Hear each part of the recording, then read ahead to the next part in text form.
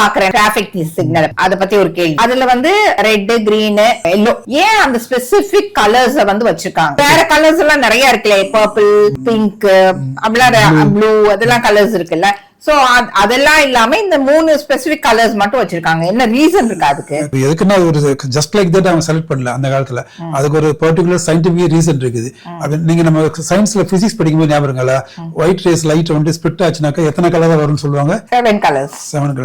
7 colours indicates what? Rainbow colours. Rainbow colours. அந்த rainbow colours 7 colour. என்னென்ன colour நமக்கு physics teacher 100% physics எடுக்கிறவங்க நிச்சயமா அதை பத்தி பேசும்போது அந்த 7 கலர்ஸ் சன்ரேஸ் வந்து வருதுன்னு சொல்லி ரெயின்போல 7 கலர்ஸ் இருக்குதுன்னு சொல்லும் போது அந்த 7 கலர்ஸ் நம்ம ஞாபகம் வச்சுக்கிறதுக்கு ஒரு பர்டிகுலர் வேர்டு சொல்லியிருப்பாங்க. என்ன விப்ஜிஆர் அப்படின்றாங்க இல்லையா, VIBGYOR. ஸோ விப்ஜிஆர்ல பாத்தீங்கன்னாக்கா கடைசியில என்னது R இருக்குது, O இருக்குது, Y இருக்குது, அதுக்கப்புறம் G இருக்குது. அதுதான் உங்களோட வேவ் லென்த் ரொம்ப அதிகம். தூரத்திலிருந்து பார்த்தா உங்களுக்கு தெரியும். அதுக்கு மேல போக உங்களுக்கு தூரத்துல போறது விசிபிலிட்டி கம்மி ஆயிடும். சோ அதனாலதான் கீழே இருந்து வைக்கணும். சரி, கடைசியா ரெட் வச்சிடலாம், அதுக்கு அடுத்து ஆரஞ்சு, எல்லோ அந்த வரிசையை வச்சா வைக்கணும்.